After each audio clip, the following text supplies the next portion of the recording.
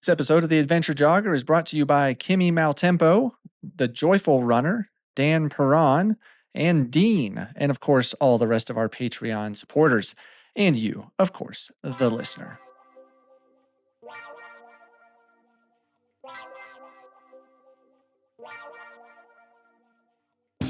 The Adventure Jogger, a podcast about trail and ultra running.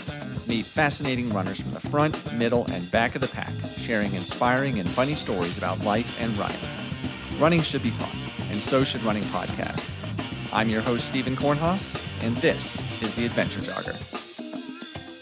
Well, on today's episode of the Adventure Jogger podcast, I have got a woman who came up with a fantastic idea to celebrate her 50th year on this planet, and she is running a race every month to celebrate her 50th. And so we're going to hear all about that and all about her story. So welcome, Lauren Paulson, to the Adventure Jogger podcast. Thank you for having me. Yeah, I'm glad to have you. I heard this idea. A friend of yours had reached out and kind of told me this idea, and it sounded like sounded cool, like something that I would do for myself with, because for my 40th, I ran 40 miles, and it's something people do is come up with these crazy ideas. So I'm excited to hear that. But Lauren, before we dive into that idea, just tell me how you got into the sport of running. Like, have you always been a runner? Did you run in, elementary school, high school, or when did you get into running? Well, I actually ran in high school. I was a sprinter, so 50, Okay. 100-yard, 200-yard dashes. But I really didn't get into running or even any kind of distance running until after my undergrad. I had been a swimmer all my life, so Okay. I've been swimming for over 40 years now. I started when I was like 8. Oh, wow. Swam in college, and then I graduated undergrad in '96. And I was burnt out. Like I got kind of lazy a little bit. I didn't do anything for a while, and then started to pick up running a little bit after college. And then I think 2001 was my first road marathon. Okay. 2001. What, do you remember what race that was? At Columbus, Ohio. Pancake Flat. Yeah, it was awful. Okay. Yeah. How did it go for you?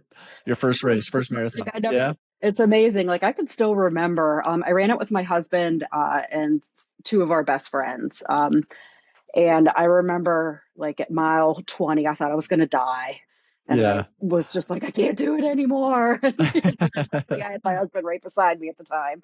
And we struggled through it. But, it's that last 6 miles is always brutal. Yes, definitely. So the Columbus Marathon in 2001. And then after that, did you just kind of stick to the roads for a while, or did you experience trails? Or with your swimming background, I mean, kind of lends itself to probably doing some sort of, triathlons, Ironmans, things like that. Yeah. So that's what I really ended up doing was I started to dabble in, I went back into swimming and started master swimming. And then I got into some endurance swims. I did the Chesapeake Bay swim, which is a 4-mile swim Oh, wow. across the Chesapeake Bay, which Ooh, is kind wow. of gross. Yeah, but it's a very difficult swim. Yeah. And it was like you said, it was a natural progression to triathlon then, because I was running, I was swimming, and then I just borrowed a bike from a friend and got into sprint triathlons and just like running where you progress into marathons, and then Yeah. beyond. I went from sprint triathlons to Olympic to half Ironmans. And now I've done a total of 12 full Ironmans. Oh, wow. 12. Yeah. My goodness. I've gotten into adventure racing, obstacle course racing. I'm just very Oh, curious and wow. like to try new things. So have done all kinds of wild races. Wow, that's amazing. 12 full Ironmans. That's impressive. Now, I know you mentioned before we started recording, you mentioned you actually did the Kona World Championships last year, right? Yep, qualified Yeah. for Kona for the first time. It was pretty amazing. It was always a bucket list Yeah. item. And Ironman, I'm not sure if you're familiar with Ironman, but if you do 12 Ironmans, you can qualify for a legacy to get into Kona. Okay. Or I figured at some point, like as I got older, as long as I continued, I would qualify. But luckily I qualified last year. So I was very Awesome. excited. It was the first time it was an all women's race. They I split heard about men and that. women. Yeah. So it was a pretty neat experience. Well, how did it go for you? Your first time doing the Kona Championships. How did it go?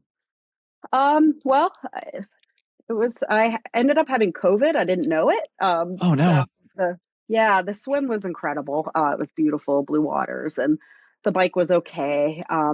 It's really hot and humid there. And the sun is brutal. The weather is terrible. It's extremely warm there compared to Pennsylvania weather. Um, Yeah. and then the run, like I was good up until about mile 8 in the run, and then the wheels fell off, and I was Oh no. walking by the end, but I finished. Yeah. And then I didn't, like I said, I thought I just had some allergies, because I was in a new environment, but a couple days later, I tested positive for COVID. Oh So my this goodness. wasn't the experience I wanted, but I still was there and checked that off of my list. Yeah. Got that bucket list item and you still Mhm. finished. I mean, that's definitely something pretty amazing to race Kona. And then I had no idea you had done obstacle course racing as well. Like what led you into that part of the sport? I don't know. I probably had somebody say, "Let's do this race," and I said, "Okay." I have great friends who always are up for terrible ideas. So yeah, I've done a bunch of like, what is it, Spartan races, the Tough Mudders, like Yeah. I said, adventure races. Have you done any of the like ultra distance obstacle course races? I have not. I did the longest one. I did for Spartan was the Beast, uh, Okay. but I forget what distance that was. That was probably 2014, maybe. Okay. Yeah, but And then sure, you I'd be also up for it. yeah. And then you said adventure racing as well. That's always I know one of the folks that's been on this podcast a lot, Hunter Leininger, he's got a very a storied past and then told a lot about it. And I always find adventure racing so interesting. And so like which races have you done? Well, so there's a great local race. It's called the Kinzu Tango up in Warren, Pennsylvania. It's a small race, but it's really awesome. It's laid back, and it has everything, from running to swimming to mountain biking to orienteering, which is, the part that's really unknown, right? That's Yeah. where you're doing great until you can't find the points, on the trails. And then there's kayaking. So it's an adventure. It's hard, but it's been fun. I've done that probably 4 or 5 times. And how long is that one? Is that like a timed event or like I guess how long It's did a it take you to time, do that? it's a timed event. I think my fastest time I ever did it was like around 8 hours, nine Oh wow. hours. Yeah, so it's like an ultra marathon basically. I mean, of course you're doing all these Yeah, other disciplines in there. Which right. discipline did you think was like the easiest for you? Swimming by Swimming. far. Okay. Yeah. Mhm. Now, what's the distance of the swim that you do in that race? That was a 2 mile swim, so it's Oh, wow. equivalent to a Ironman, full distance Ironman. Wow.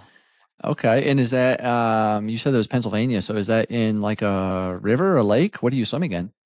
It's in a lake. Well, it's a reservoir, Okay. but yeah, it's open water, but Interesting. protected for the most part. Yeah. Okay. Well, that's really cool. Now, how did you fare at the orienteering? Did you have like, I'm assuming, was this like a solo thing or was this a team sport? I did it solo. Most Solo. people do it as a team or as a relay. There aren't that many people who do it solo, but I've always done it Okay. solo. Um, and yeah, I went to a training to kind of learn how to use a map and a compass. So I did okay, but there were times where you would have to find. There was basically a tree that you had to find, and there was a person there, but they would hide.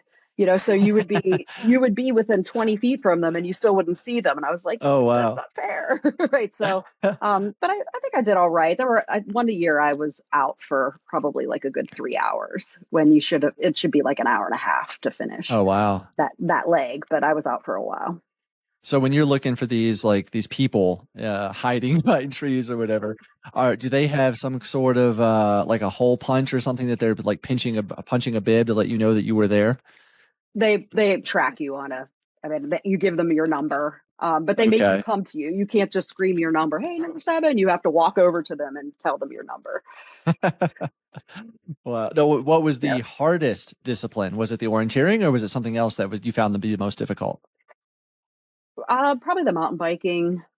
I Mountain don't biking. love Okay. biking. Yeah, I mean, I don't love biking. It's funny because the Ironman's Right. 100 and 12 Ironmans. 12 Right. miles of biking, but I would say the mountain bike's probably the most challenging for me because I don't really have really good biking skills, mountain biking skills. So I'm nervous a little bit more than I probably need to be. Yeah. The mountain biking on this adventure race, is it like true, like single track mountain biking, or are you on like a gravel road, or what kind of course was it? It was more gravel road. It was not very technical Okay. because I probably wouldn't have been able to do it otherwise. Yeah. No, mountain biking scares me. I'm right there with you. It's like, I mean, gravel road, not so much, but if it's like a downhill or a single track, I don't want to be putting my head into a tree at, 30 miles an hour. This scares me. I'll Yeah, stick to the I'm too running. clumsy. I'm too clumsy, so I don't trust myself. Right.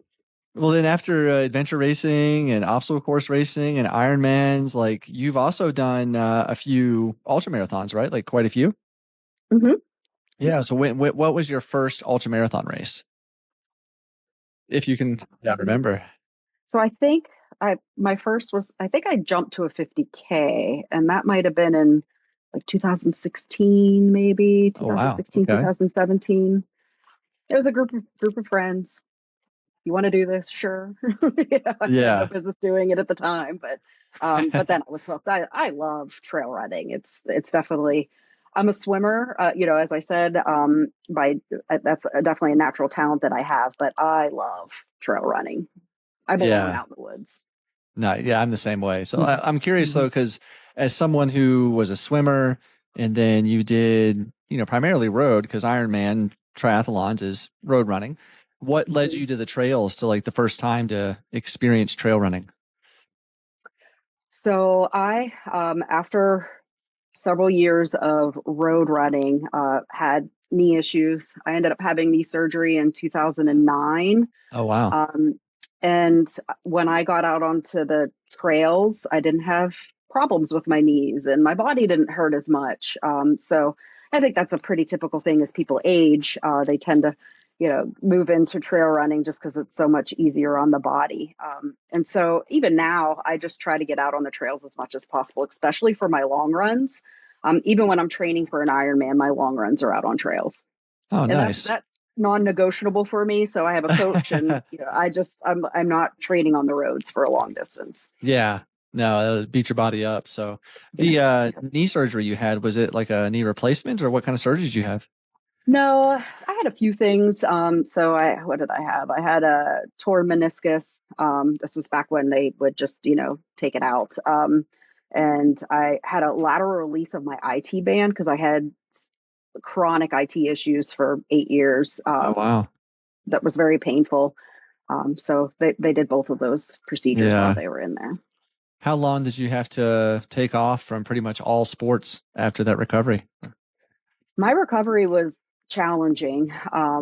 I can't remember how it felt like forever, of course, right? But Yeah. I I don't remember how long it took for me to get back into running full swing. Maybe probably like a year, because Wow. I could not my body, my muscles just fatigued and they wouldn't build. So like I was having some issues with my muscles. I don't remember exactly what it was, but they weren't firing, and so Yeah. I wasn't able to build strength again. But then they eventually recovered. Clearly, Wow. Yeah. Yeah. Well, do you remember what was the first sport you got back to after surgery? Was it the running or I would assume cycling probably, or maybe even swimming? Yeah, it's swimming is typically what I always go back to when I'm coming off of an injury or I'm recovering. I'm off season, just because it's so low impact. Yeah. Yeah, definitely. I know I probably need to try to do some swimming, but I'm not big into swimming.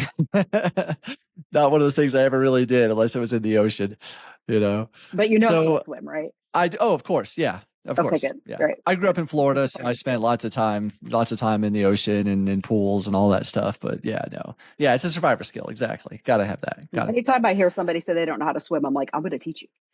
Yeah, That's a it's like skill that you should know. need to know now. Hmm. Yeah. So yeah, you've been ultra running, like you said, since 2016. It looks like on Ultra Sign Up, there's one on here from as far back as 2015. forget the PR Mohican 50K. That was my fifth And one. okay, so you've been ultra running for quite a while and done quite a few events. Looks like, did you kind of do the 50K distance for a couple years and then maybe step up to some higher further distances? Yeah, I've only done up until this year one other. I did a 50 miler. Okay. But it wasn't until this year that I really upped it up, like ramped it up, and I did a 50. Well, I did how many? I did 350Ks, a 50 miler, a 100K, and a 100 miler this year. Oh wow. That's a busy Yeah, year. yeah. That's awesome. Yeah.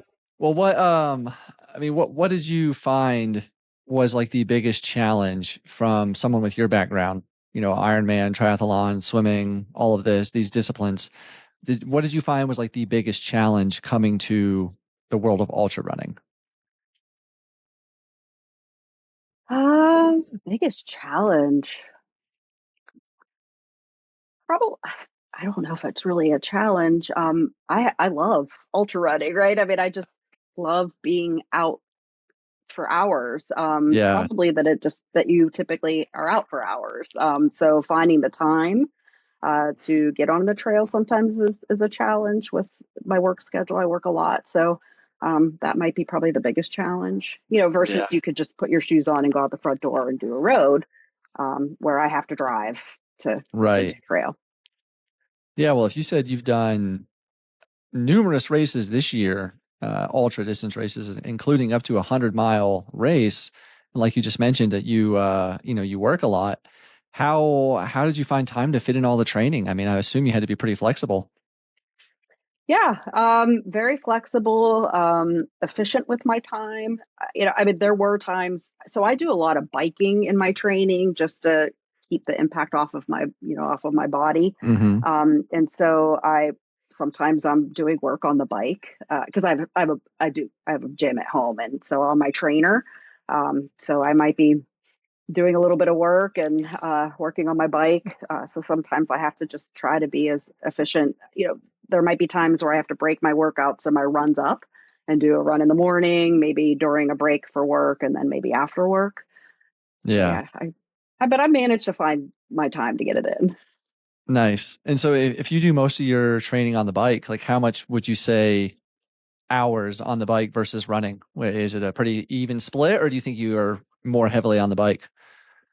Probably more heavily on the bike. Really? Okay. Mhm. Is it mainly just like your long runs on the weekends is when you're getting out, or are you doing some runs during the week too? I'm doing runs during the week. I mean, I'm probably still running like 4 days a week, but the runs aren't as long. Okay. And then I'll do a longer run on the weekend. But there's always when I'm training for a bigger event, there's always some longer bike rides. Where I'm doing uh, more resistance on the pedals because it mimics running a little bit. As far as getting the strength for your quads. Right. Yeah. Okay. Well, that's interesting to hear because I know there's another runner I met. It's been years ago who I think at the time he was in his early 50s and he did a lot of his training on the bike, but was still doing exceptional in ultra running and, running. Hmm. It's so that I think the fitness is there. I think, like you said, maybe putting that resistance on is interesting because I know like I've tried gravel cycling and to kind of cross train for running as well.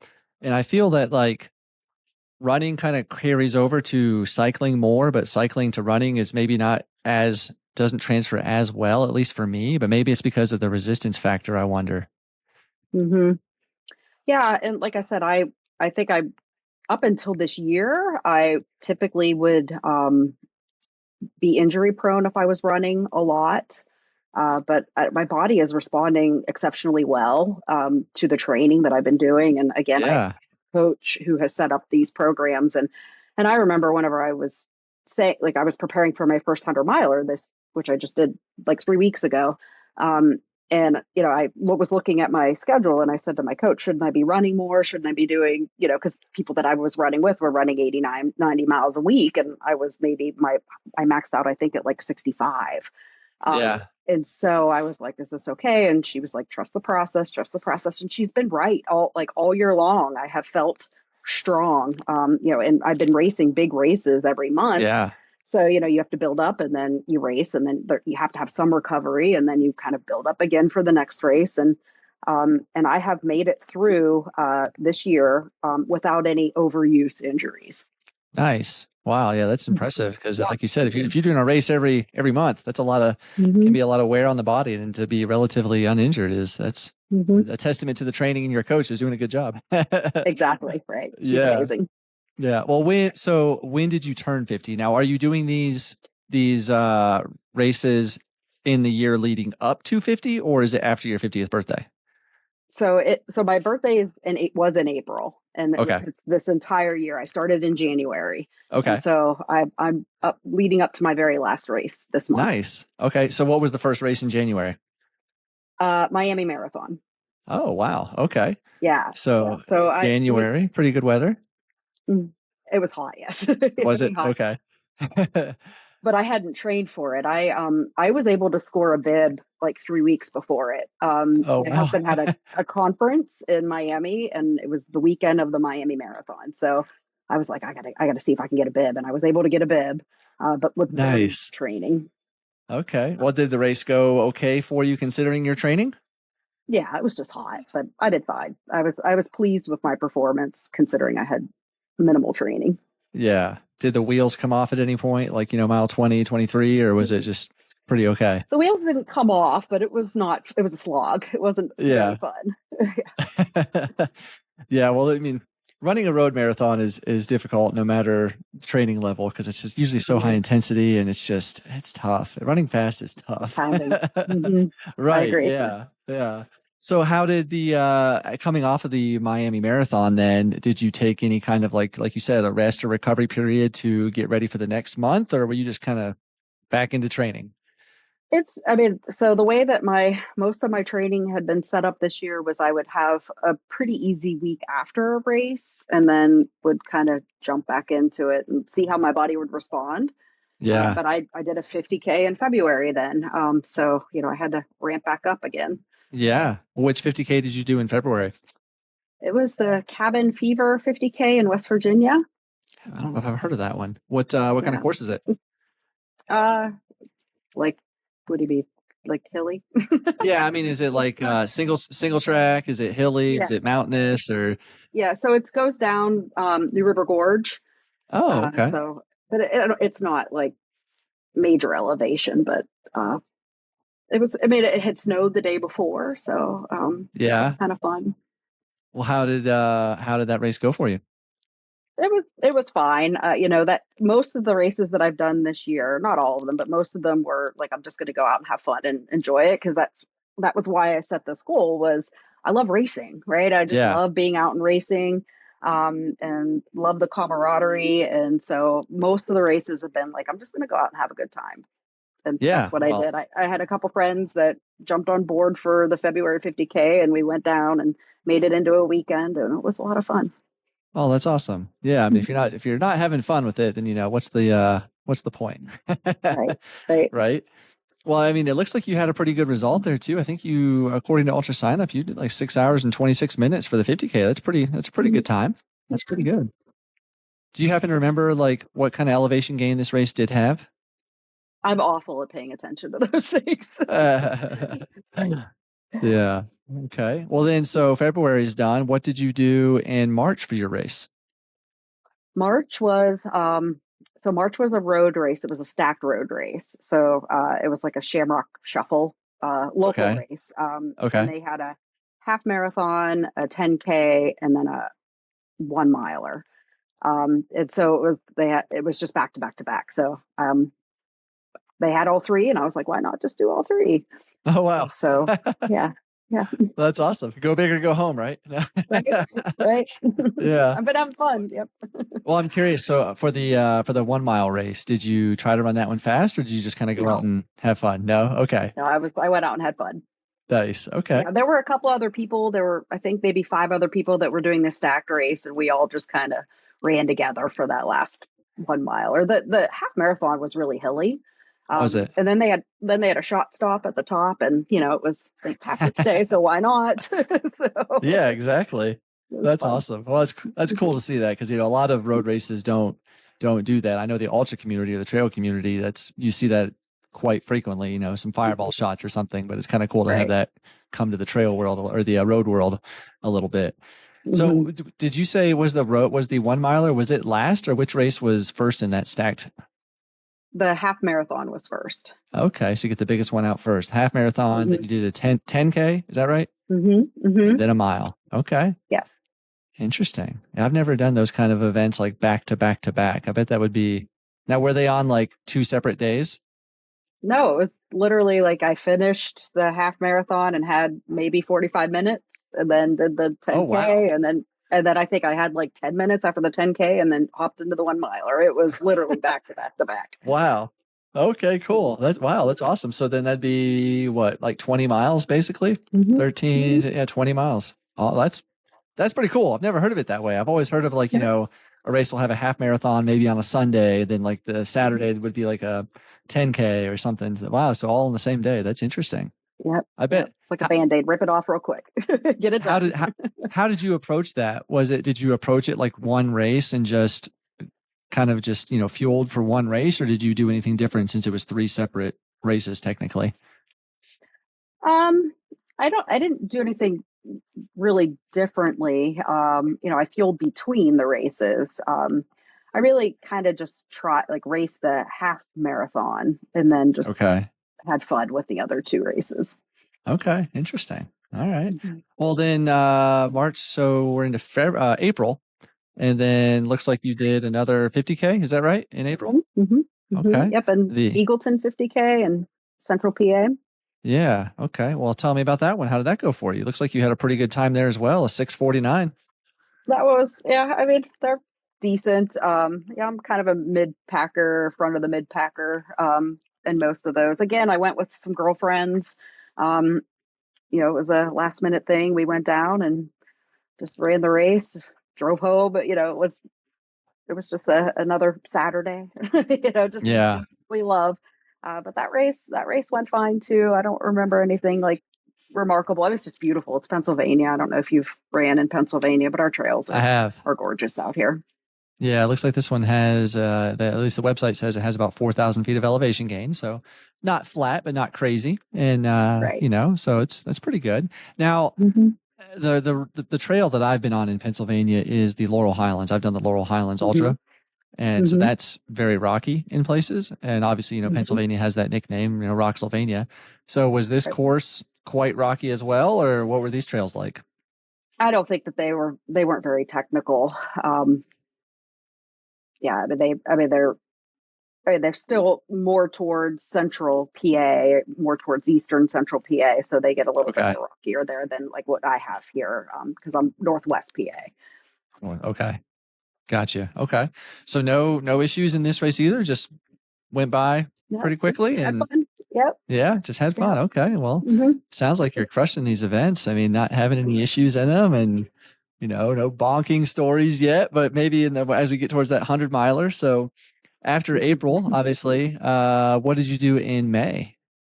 So May was Chattanooga 70.3, so half Oh, cool. Ironman in Okay. Chattanooga, Tennessee.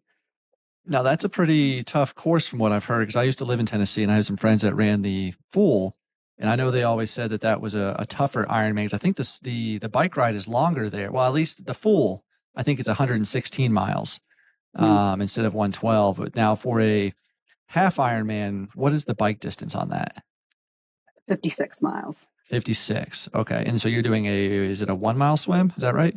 1.2 mile swim, 56-mile ride, and then a half marathon. And you're just in that river right there through Chattanooga, right, for the swim? Yeah, it's downstream, so it's a really fast swim. That's Yeah. which most people love because most triathletes hate the swim, Yeah. and Yeah. I want Yeah. it want it to be longer, of course. Well, I interviewed somebody a while ago who was a prior triathlete, and they did really well. But we talked about it. And it sounds similar to kind of what you're saying. Is you love to swim. You were a swimmer, and you have this background of swimming, where it seems like you're either an exceptional or really good swimmer who has done this most of your life, or you're just trying to survive and get through the swim in Hmm. an Ironman. There's no like, oh, I'm decent. It's either you're great or you're just trying not to drown. And I would say that's a fair assessment with like a lot of my friends that do the Ironmans with me. They hate swimming. Yeah. But you're not going to win an Ironman on the swim. No. So it's actually a little demoralizing for me sometimes because I typically am one of the first ones out of the water and then I get passed on the bike, Yeah. right? So everybody's passing you on the bike, but I normally catch up to people on the run. So, Nice. there's this kind of ebb and flow, but the bike, it's a little demoralizing because I'm going as hard as I can and it's just not enough. Yeah. Just people are just going by me. Right. Now, so this is May in Tennessee, so it's gonna be pretty hot and humid. Yeah. How did the whole race go? How did it go for you? I had a really good race. So yeah, that was one of my races that I was focusing on doing well in. And so I had a good, one of my faster half Ironmans. But it was hot. It was, Yeah. the run is really exposed. So that was pretty brutal, but Is it a they hilly put on a run? great, there are hills. I mean, I typically do Lake Placid. So Lake Placid is known Okay. as a really, really challenging course. I've done that the full, I think I've done that 4 or 5 times. And so, Oh, wow. I think that's what I use as my kind of measuring stick as being Yeah. hilly and hard. Okay. So this one didn't compare to that as far as the hills. It wasn't I don't think so. Yeah. okay. All right. Well, you said you had a pretty good time. What was your overall time for the half Ironman? I don't even Roughly. remember. I don't even know. Five, maybe like a 5:25, Okay. 5:30. That's pretty good. Yeah, that's awesome. Wow. Okay. Well, that's cool. So let's see here. Then that takes us to June, which I don't have on Ultra sign up. So that must have been something else. What did you do in June? Yeah, June was epic. June was the rim to rim to rim of the Grand Canyon. Oh, So it wow. was technically a race. Hey, Um, we'll count yeah, it. I'm counting it, and I ordered one of those belt buckles, so I still got Nice. my belt buckle for that race. Oh, I'm so So jealous. That's that was a bucket list race that I had been not race, but run that I had been eyeing up for a while. And then I had lunch or I had dinner with a girlfriend maybe like 3 months before and said, I really want to do this. And she's like, I'll do it with you. And I was like, nice. okay. And then I called her the next morning and I'm like, are you sure you want to do this? And she said, yeah. Right. And I said, because I'm going to plan it. So, yeah, it was so amazing, so incredibly beautiful. I would do it again in a Wow. heartbeat. So what route did you do? So Did you pretty. do the Bright Angel and then come back up the Kaibab Trail or whatever, or which one did you do? So we started South Kaibab to North Kaibab and then back Bright Angel. Bright Angel. Okay, so you did the W or whatever, the Y that it looks like on the Mm-hmm. map. Okay. Yeah. Mm-hmm. So if this was in June, I'm assuming was there any snow? Was there any snow at all on the North Rim or no? Probably not. No, so that's the time of the year you're not supposed to do it. Oh gosh. They advise you to stay away. Everybody says to not do it during that time, but it was the only time that with my girlfriend and my schedule, we both teach at college, and that was the only time that we were off to be able to do Okay. it. It was 120 degrees in the box Oh my and goodness. 110 in the shade. Like I have photos Oh of my the God. temperature. It was brutal. We would, every time we went by any kind of water source, we would just lay down and drench ourselves, and it was brutal. Wow. So Yeah, I would not advise doing it in June. I can see why they would recommend people don't do it. Yeah. Oh my gosh. I mean, we saw people. I mean, unfortunately we've heard of people. Like the week afterwards, there were some people who died out there. Oh We saw wow.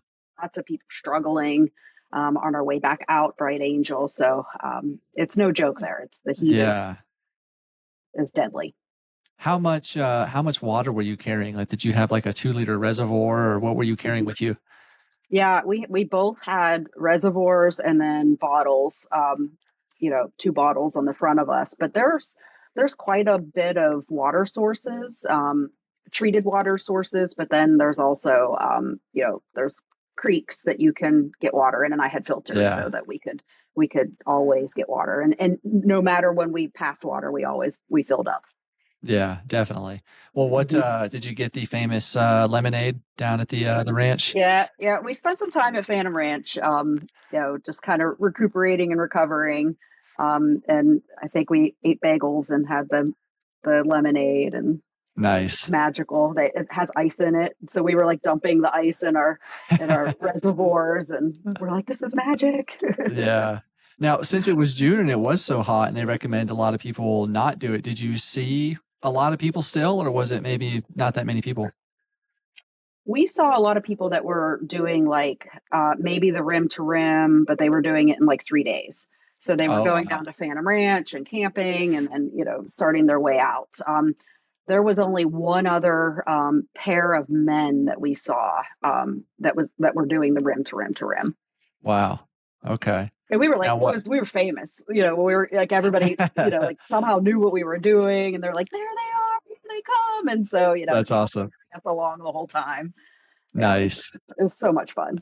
That's motivating, it gives you a little bit extra oomph to get up that hike. So Hmm. was the climb up to the North Rim, how bad was that for you? It I was know brutal. that gets pretty steep. Yeah. I was struggling at that point. I think I got a little behind in my hydration, and was a little dehydrated. But God bless my husband. He drove around the Oh, rim wow. and met us. Yeah. And he met us, and he brought me a egg and cheese sandwich. And I Nice. swear by that saved my day. Like, I had this egg and cheese sandwich. I downed a bunch of water and some, electrolytes, and then it just turned me around, and I was skipping across the canyon. But Because it was steep. It was hard. yeah, and I had briefly started to plan a trip out there to do this, and so like I feel like if your husband drove that, that's probably what didn't it take him probably about 3 4 hours to drive around to get to the other side? One way. Gosh, He's that's crazy. amazing. That's awesome. That is He's amazing. amazing. But I mean, I swear that he saved me that day. Yeah, It was I'd say what so. I needed. Yeah. Well, then coming back once you got back through the box there and you got past Phantom Ranch, you start coming back up the other side. Was this nighttime or was it still daylight or what kind of? It was still daylight. It didn't get dark until maybe the last like 45 minutes Oh, nice. of of our hike, and so we luckily had our headlamps. Um, but I have a funny story. It was within like the last 45 minutes. It was getting dark, and my friend that was with me, she was kind of bonking a little bit. She was pretty dehydrated, and so I was just focusing on getting her up and out. Um, and I was walking, and I heard a rattle, and we are on this really narrow trail, and so Uh-huh. there's this wall on one side of me, and then a cliff on the other, and I hear a rattlesnake right up against this wall, and I turned around to my girlfriend Kim, and I was like, there's a snake. And she lost it, Oh and she no. was freaking out, and so I'm guiding her and trying to get her around the snake, and then she gets around the snake and starts running, and she's like, get me out of here. And I'm like chasing her down, and I'm like, the snake is not chasing you. Stop. Okay. So Oh that was man. kind of scary situation in the dark with the snake, and Yeah. not being able to see it but hearing it. Did you But just see the one snake the whole day? yeah, that was the only snake we saw. Okay. Did you see any other wildlife? Because I don't imagine there's probably much wildlife down there. Mm-mm. No, No. I think maybe some Okay. kids, but yeah. Yeah. I'm curious, how long did the whole rim to rim to rim? I know you took a lot of stops, but how long did it take you overall? I think it took us like 17 hours total. And I think it was like just under 15 moving. So we Okay, wow. stopped, we Yeah. stopped for a long time at Phantom Ranch, and, just making sure that we were hydrating and being safe. Yeah. Because I promised my girlfriend's family that I would bring her home. So I needed to make sure that happened. Well, with that kind of heat, yeah, you got to play it safe because my gosh, that can easily ruin your day, not just your day as well Mhm. if you're not careful. Mhm. Goodness. Well, Well, that's and a bucket list item. you're stuck. The only way Yeah. out is up, right? I mean, Yeah. Yeah, and if you have to get It's an dangerous. extraction, it's going to take hours. Like it's not quick. Hmm. So it's Yeah. you got to play it safe.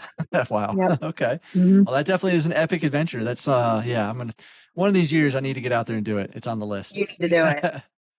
You need to Yeah. do it. Like I said, I would do it again in a heartbeat. No, maybe not in June. Not in June, no. Yeah.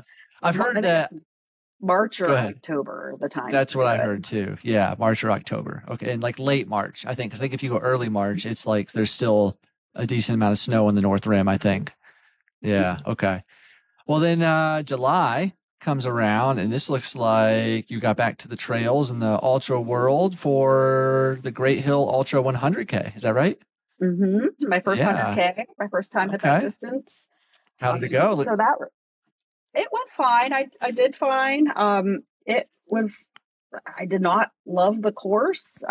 They put on a great event, but the Yeah. course was it was through a lot of like game lands, and the trails were just not really trails, so that was challenging. Okay. We were there were times where you were like climbing over trees and bushwhacking almost. So Oh wow. that was just I wasn't mentally prepared for that. So, Yeah. but they put on a great race, so I don't want to not say that they Yeah. didn't. But I mean I did well. I felt fine for the most part. I know when I finished, I was like, I don't know how I'm going to do more than 62 miles because I knew I had the 100 miler scheduled for November, and I was like, I don't know how I'm going to do Yeah. more than that because I was pretty tapped out at the end of it. Yeah. Well, I mean, for as difficult as it sounds, like you said, climbing over trees, bushwhacking at times, and being, pretty out of it, you got a pretty good result. I mean, you got a 14:39 and finished second overall, and well, yeah, second female and 11th overall, which is Yeah, it's yeah, I pretty did darn pretty good. well. Yeah. Yeah, it was What fun. uh, what was your lowest point in that race? Was it the bushwhacking kind of things, or did you get to a point where you were just maybe in the So, dark? Or um, so we got bussed. It was a point to point race, and we okay, got bussed to the start. And they were talking to us at the beginning of the race, and we were getting ready. And I went to go get my Garmin ready, and it completely froze. So I'm starting my first 100 miler, and I sometimes can have difficulty pacing, and so it's my first time doing 100K. I kind of wanted to see what pace I was doing, but yeah, my watch completely froze, and so this race, I ran. I think it was the first like 30 miles without. I had no idea what my time was. I had no idea what my pace was, um, and so I was being really conservative, and I was third to last in like the first two aid stations. Like I oh was wow, like bringing up the rear. And so I was just like, I was having a tough time, and like I finally met up with my husband. Like I said, I think it was like at like upper 20s, maybe mile 28 or something. So I saw him, and he kind of gave me an idea of like what my time was and where I was. And I gave him my watch and asked him to put it on the charger, and that fixed it. So then I had my okay. watch. So I was just like, it was like I was in a major funk at the beginning, and I was like, this is awful, and I'm doing awful, and but then I kind of turned it around, and then felt good the rest of the way. And that Wow. was Went out. that was probably the biggest challenge for that race. Yeah. Well, so I got to ask, what watch was it? Have it on right now. It's a Garmin 9. It's 935. 935. Okay. It's an old one, yeah. Yeah. Yeah, 935 Garmin. It's one of those multi sport, so I can swim with it. Yeah. Has it done that before where it's like completely just locked up? Mm-mm. Wow. Okay. Well, Yeah. I hopefully, mean, it was just, of course, right before this race or something. right. It just stopped, and I was like, I couldn't tell the time. I had no idea, anything about my pace. Definitely had to add a level of stress to the race, for sure. Yeah, yeah, right, right. Okay. Well, you got it done though. You got your furthest distance at the time, and a really good result. So you got it done. You executed. And then after July, I don't show anything. So what did you do in August?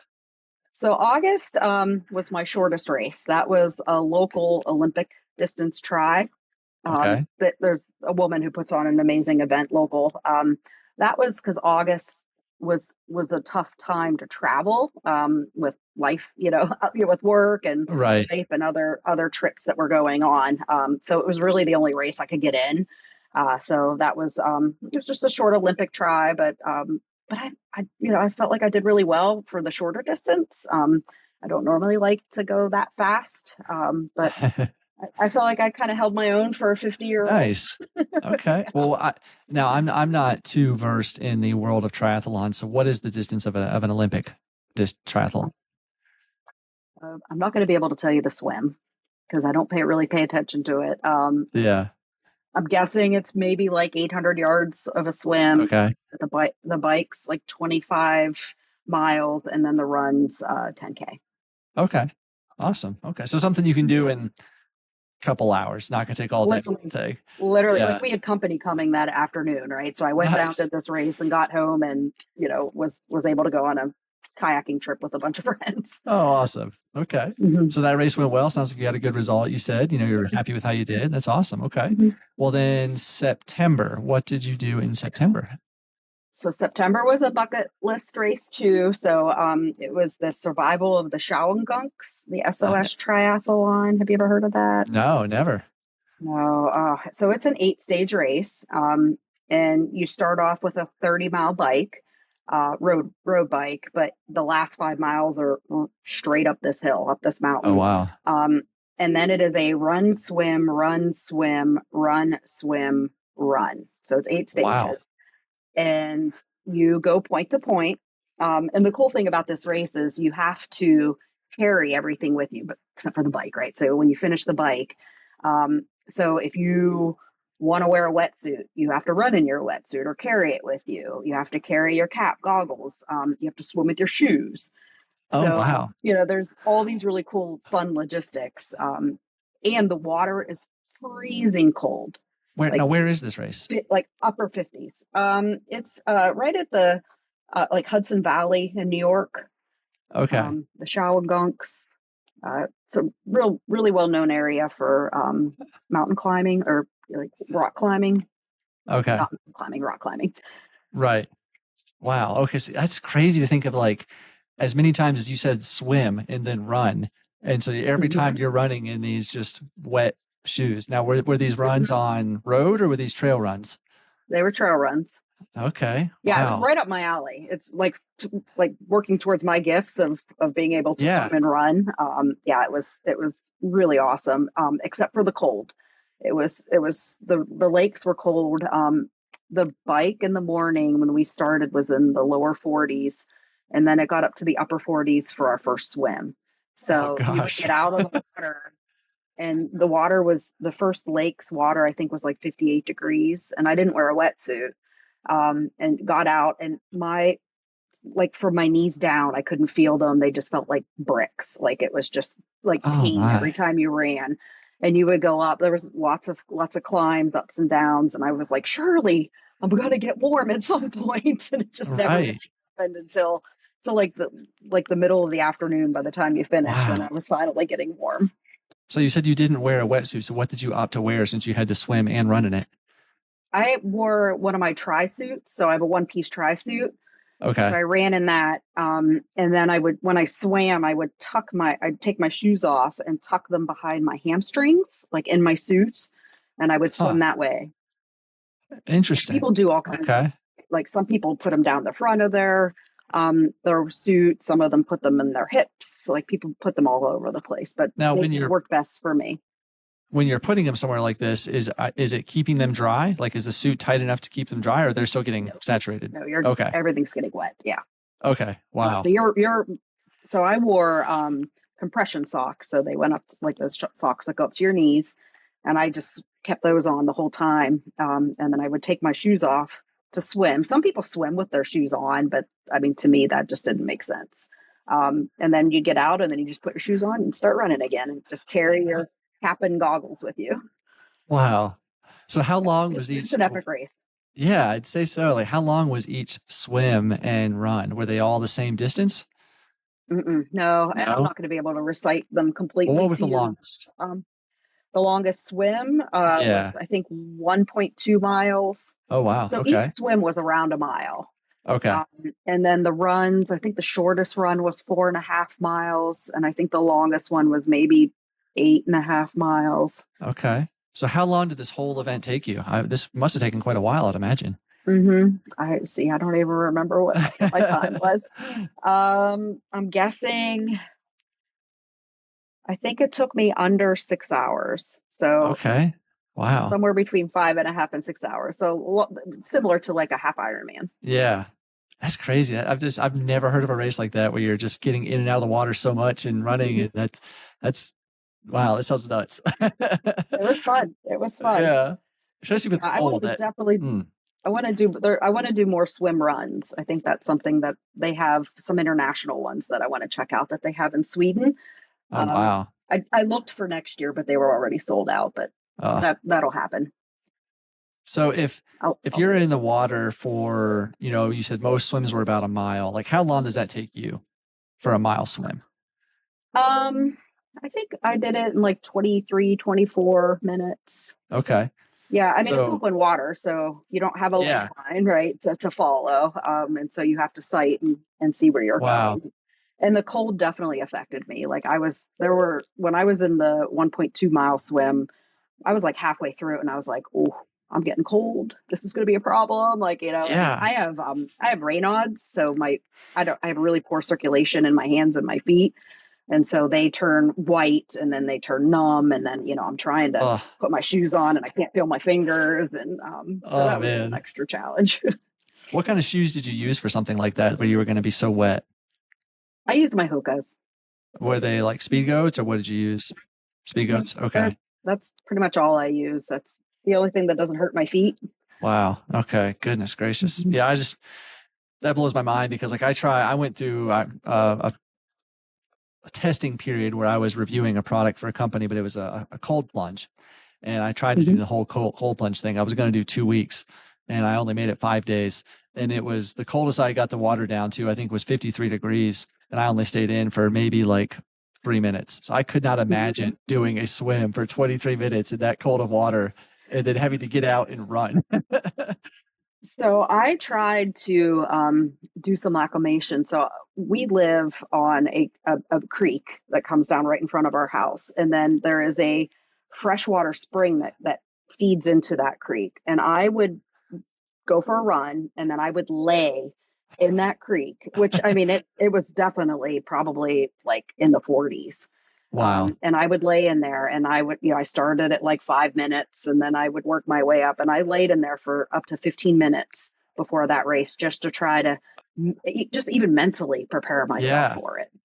Well, that's probably very important that you did that just to be prepared mentally for what you're going to go through. That's wow. That's insane. That's a crazy race.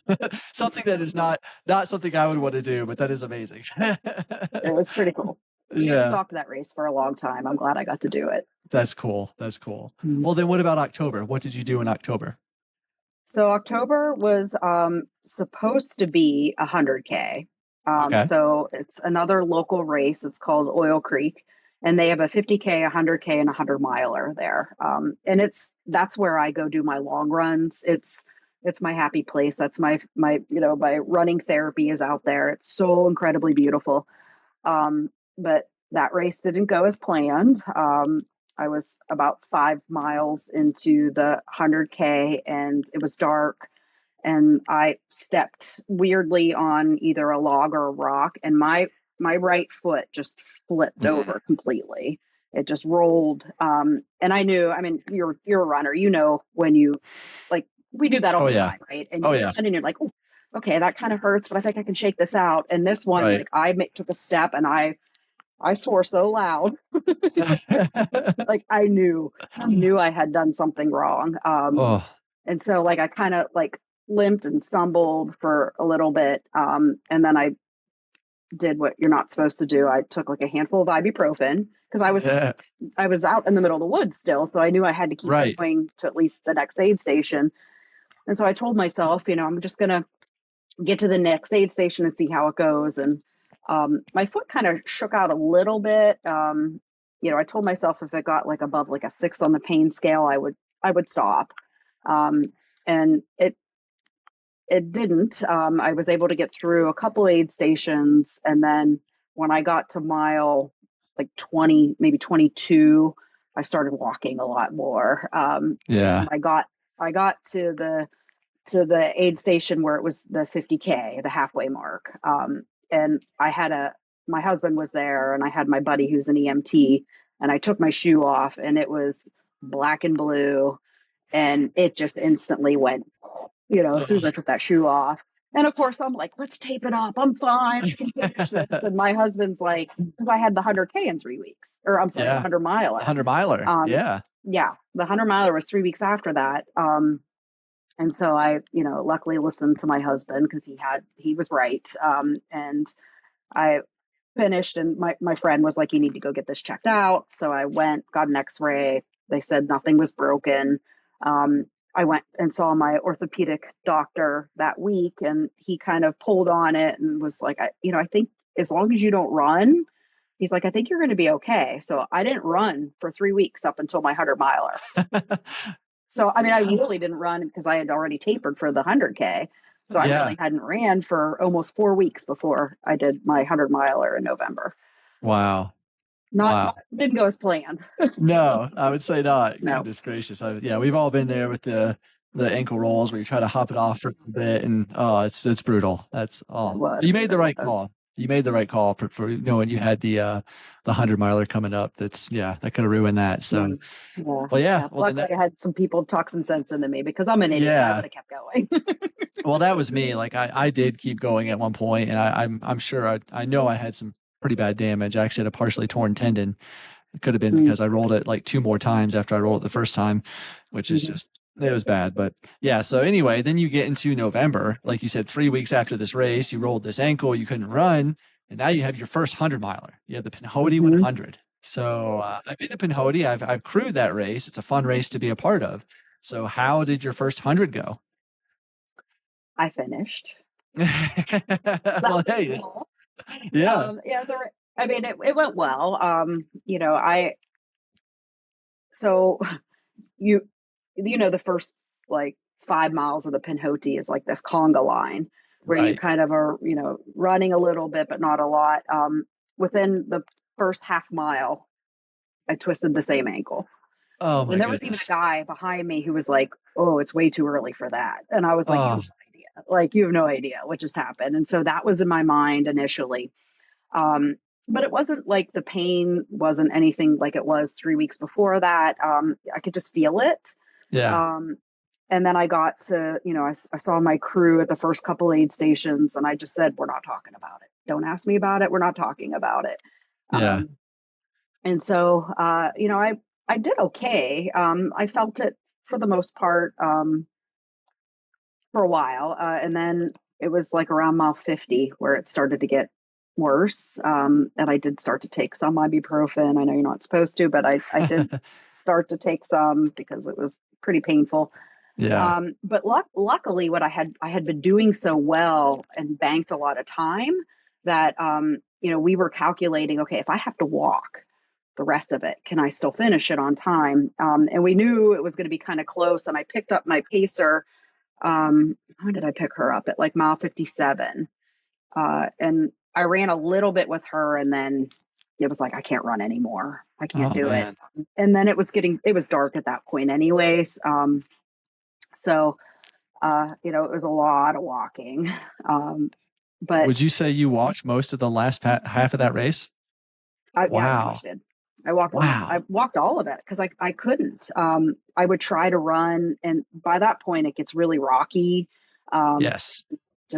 my foot hurt so bad, and it just was swelling up, and I was getting these blisters all over my feet. And we got to the top of Pinnacle, and my crew, we stopped for, I was there for like 45 minutes with my crew, Oh and they wow. just basically made my feet into mummies, right? I mean, they just taped them up completely and then just kind of pushed me on my way.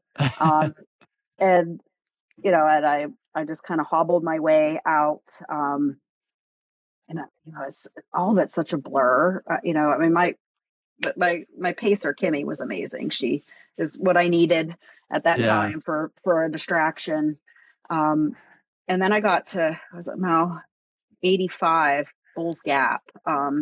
And I got in there and I think I cried there. Like I was Yeah. like, this is awful. I'm in so much pain. This is not fun.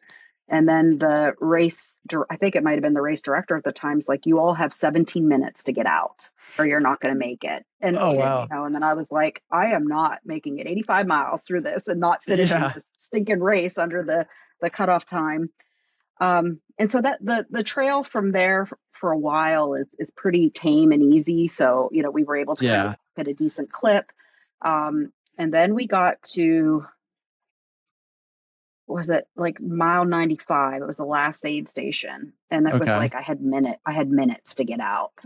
Um, and we were walking and I had these blisters all over my feet. Like, I mean, it was just, everything Oh, was just not going that great for me. Um, and my pacer Kimmy kept on saying, "Is this is the fastest you can go? Is this the fastest you can go?" And then I remember I kind of got short with her, and I was like, "Oh my gosh, like yes, this is the fastest I can go, or is it that close?" And she turned around, and she's not a very serious person. And when I saw her face, she was like, "Yeah, we might not make the cutoff." And at that point, I started to just run, wow. you know, and so I started to kind of jog a little bit. Um, walking, jogging, kind of hobbling. I don't know if it was really even running. And then it was really amazing because we got like a half a mile out from the finish line and there was a guy standing there and he's like, "You have 24 minutes to make it a half a mile. Do you think you can do it?" And I was like, "I can do that." And I ran the rest of the way in. Oh, wow. And it was like I made it in like minute and a half, 2 minutes, you know, under the cutoff. And so, you know, I'm delirious at this point, and in a lot of pain. And I'm, you know, I'm running and, you know, I hug my pacer and I run over and give my husband a kiss. And they're all like, "Get across the finish line." They're all yelling at me because they were all white knuckling it for hours, I wondering if I'm going to bet. make the cutoff. But magically I made it. And it was, I'll, I'll send you the picture of me at the coming across the finish line. I mean, it Yeah. is pure joy in my face. Like you can just see it. And Oh, like, that's I hardly awesome. remember it, but you know, I love it. it was a pretty epic ending. Yeah. Yeah. So Not what I what's the expected that 100 miler to look like, but it was amazing. right? Well, 100 miler rarely ever looks like what you would expect. It's always very, very Right. different.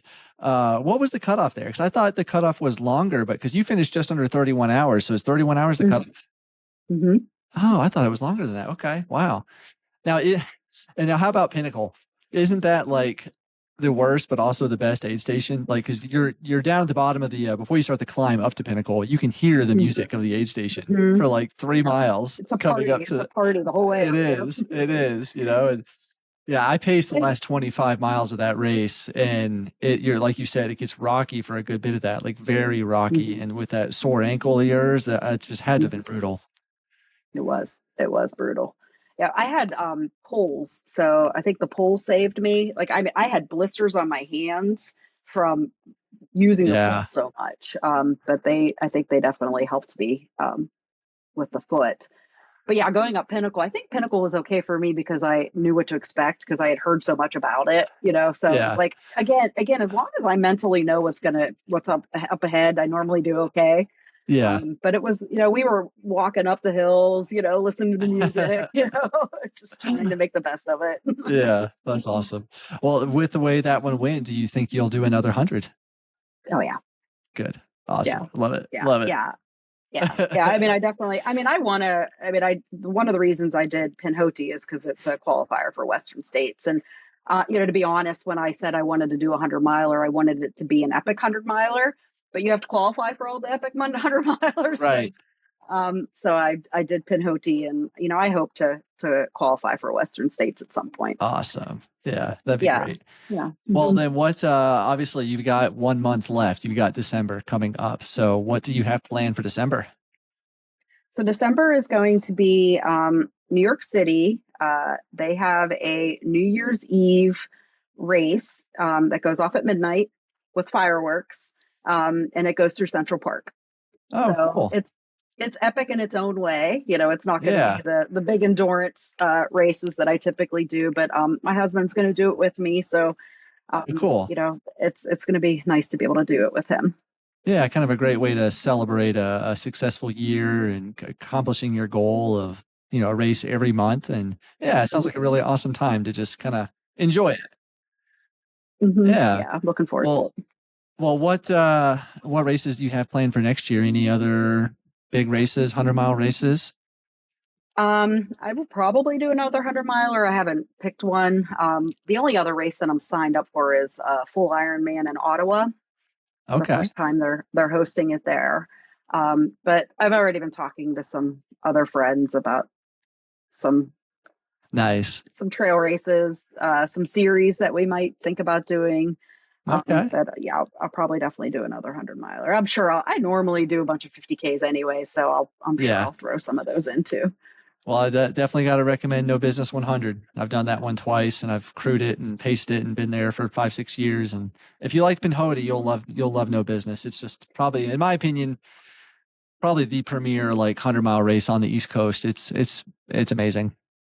What time Yeah, of year is that? it's October. It's generally like the third weekend in October usually, Okay.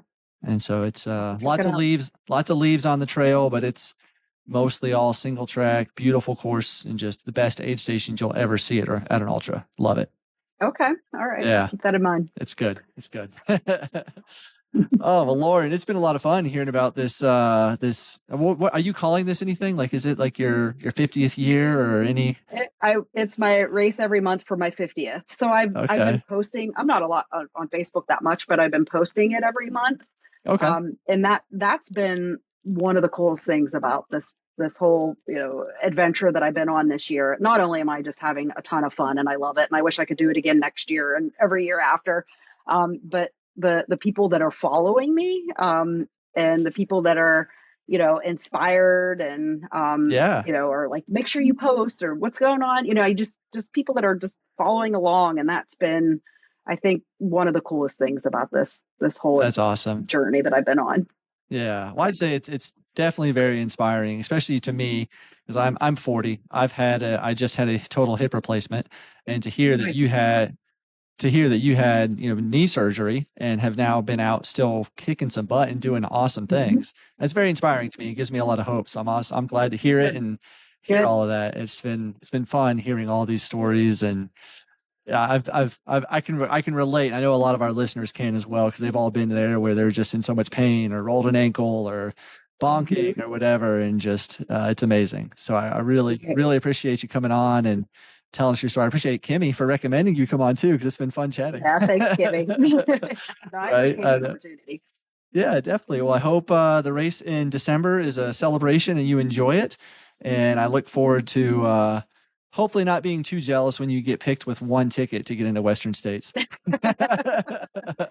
Good vibrations. There you go. There you go. I had 8 last time I tried to get in, and I couldn't get in. And then with my injury, I wasn't able to get a qualifier this year. I would have had 16 tickets, which would have been pretty good odds. But nope. Wow. So hopefully you get in. Hopefully you're one of those couple thousand that tickets, a couple hundred that gets in. So awesome. Well, thank you, Lauren. It's been awesome chatting with you, and I hope you have a good rest of your day. Okay. Okay. Thank you. You too.